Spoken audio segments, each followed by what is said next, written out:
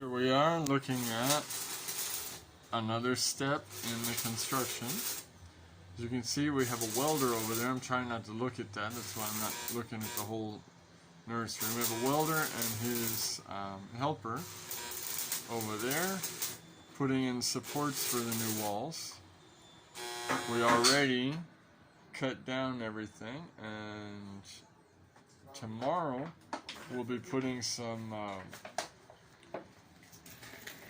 in some troughs underneath there to catch water and return it to the tanks. In a few days we'll have some fish tanks here too, and this will be going all aquaponic. The only thing that's added to it is quail waste. Okay, so this is the next step in our nursery improvements. You can see up there are two galvanized pipes right there welded to the big one that's supporting the whole place. Two galvanized pipes right there. That will be the support for my vertical cultivation. Very cool.